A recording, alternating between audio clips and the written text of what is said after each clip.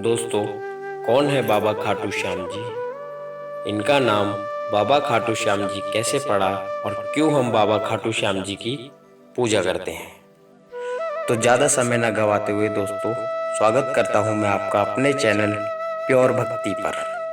दोस्तों, पांडु पुत्र भीम का नाम तो आपने सुना ही होगा। जी हाँ, महाभारत के सर्वश्रेष्ठ गदाधारी पांडु पुत्र भीम। उनके एक पुत्र थे घटोत्कच।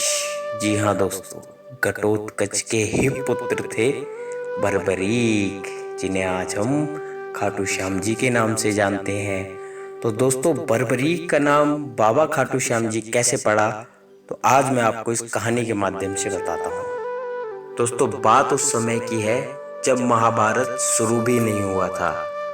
तो महावीर घटोत्कच को एक पुत्र प्राप्ति हुई जिसका नाम था बर्बरीक।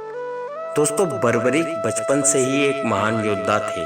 उन्होंने अपनी युद्ध कला की शिक्षा अपनी माँ से ली और माता आदि शक्ति की तपस्या कर कर माता आदि शक्ति को प्रसन्न किया और माता आदि शक्ति ने उनको वरदान में समस्त संसार को जीतने वाला एक धनुष उनको वरदान में दिया। दोस्तों, उन्होंने अपने गुरु श्री कृष्ण जी के कहने पर कई वर्षों तक महादेव शिव शंकर जी की पूजा की, जिससे प्रसन्न होकर महादेव शिव शंकर जी ने उनको 3 अमोघ बाण दिए। जी हाँ दोस्तों, 3 अमोघ बाण। दोस्तों, यह बाण इतने शक्तिशाली थे कि इनमें से यदि बर्बरी केवल एक बाण भी चलाते हैं तो एक बाण उनके आगे चाहे कितना भी बड़ा लक्ष्य हो, चाहे लाखों हो चाहे करोड़ों हो, वह एक बाण ही उन लाखों करोड़ों लक्ष्य को एक बार में भेद कर उन्हें समाप्त कर सकता था। जी हाँ दोस्तों, सिर्फ एक बाण लाखों लक्ष्यों को एक बार में समाप्त कर सकता था। परंतु कहते हैं ना दोस्तों, हर वीर की एक कमजोरी होती है। ऐसे ही यहाँ पर बर्बरीक जी की भी एक छोटी सी कमजोरी थी कि वे जाने अनजाने में अपनी माता को एक वचन दे बैठे थे। माता जी ने बर्बरीक से एक वचन मांगा था। माता जी ने उनसे कहा कि आप कभी भी इन बाणों का इस्तेमाल अपने निजी झगड़े में नहीं करेंगे। हमेशा युद्ध भूमि में ही आपको इन बाणों का इस्तेमाल करना है और जो भी कमजोर पक्ष होगा आप हमेशा उसके पक्ष से ही युद्ध करेंगे।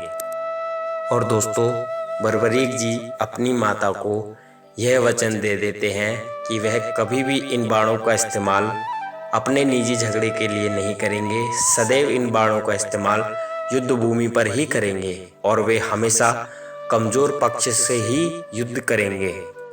अर्थात यह निश्चित था कि बर्बरीक कमजोर पक्ष की ओर से ही युद्ध करेंगे।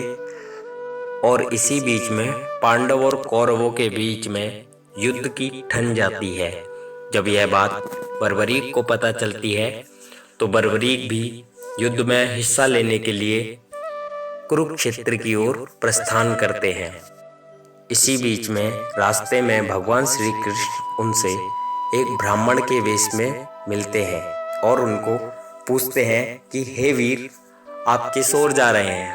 तो बर्बरीक उनसे कहते हैं कि हे ब्राह्मण देवता, मैंने सुना है दुनिया की सबसे शक्तिशाली सेनाओं के बीच में युद्ध होने जा रहा है, पांडव और कौरवों के बीच में। मैं युद्ध में हिस्सा लेने जा रहा हूँ। तो ब्राह्मण देवता हंसने लगते हैं, कहते हैं अकेले ही आप युद्ध में हिस्सा लेने जा रहे हैं? आपकी सेना कहाँ है?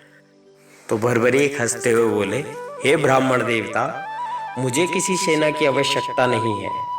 मेरी तुणीर में यह 3 बाण ही इस तीनों लोक की बड़ी से बड़ी सेना को एक ही बार में समाप्त कर सकते हैं। तो भगवान श्री कृष्ण ने उनका मजाक उड़ाया और हंसी हंसी में उनको चुनौती दे डाली कि यह सब बस बोलने की बातें हैं। अगर ऐसा है तो आप मेरी चुनौती स्वीकार करें और यह सामने जो पीपल का पेड़ दिख रहा है, आप इनको लक्ष्य मानकर इसके अंदर जितने भी पत्ते दिख रहे हैं, इस पेड़ के ऊपर आपको जितने भी पत्ते दिख रहे हैं, एक बाण से इन पत्तों को भेद कर दिखाइए।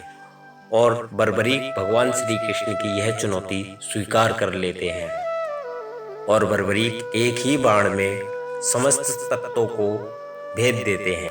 यह देखकर भगवान श्री कृष्ण चौंक जाते हैं, क्योंकि उनको पता था कि युद्ध भूमि पर कौरव सेना कमजोर पड़ने वाली है, और वह ये भी जानते थे कि यदि कौरव सेना कमजोर पड़ेगी तो बर्बरीक उनके ही साथ मिलकर युद्ध करेंगे और वह एक ही बार में पांडवों को खत्म कर देंगे, यानी वह अधर्म के साथ रहकर धर्म का नाश कर देंगे। तो भगवान श्री कृष्ण ने एक ब्राह्मण के रूप में उनसे दान मांगा कि उनसे दान की अभिलाषा करी, और बर्बरीक ने वचन दिया कि वह जो दान मांगेंगे वह वो उनको देंगे।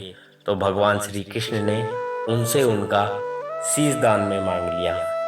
ब्राह्मण की यह बात सुनकर वह चकरा गए, परंतु क्षण भर बाद ही वह समझ गए यह और कोई नहीं त्रिलोक के स्वामी श्री कृष्ण है, और उन्होंने उनको अपना शीश देने का वचन ठान लिया कि हाँ, वह अपना शीश उनको दान में देंगे।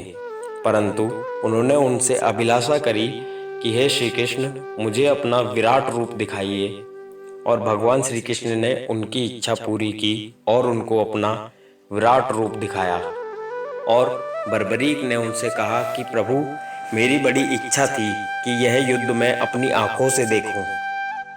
तो भगवान श्री कृष्ण ने बर्बरीक को वरदान दिया कि उनका शीश उनके धड़ से अलग होने के बाद भी जीवित रहेगा और वह पूरा युद्ध अपनी आंखों से देख पाएंगे।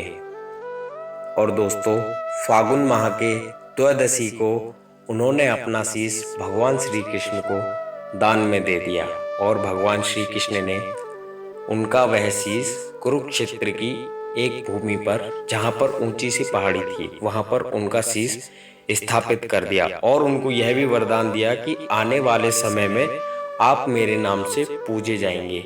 तो दोस्तों, तब से उनका नाम खाटू श्याम जी पड़ गया, और इसीलिए हम बर्बरीक को बाबा खाटू श्याम जी के नाम से पूजते हैं। तो दोस्तों, आप मुझे बताइए आपको यह कहानी कैसी लगी। यदि आपको यह कहानी अच्छी लगी तो प्लीज़ मेरे चैनल को लाइक, शेयर एंड सब्सक्राइब ज़रूर करें। बहुत बहुत धन्यवाद।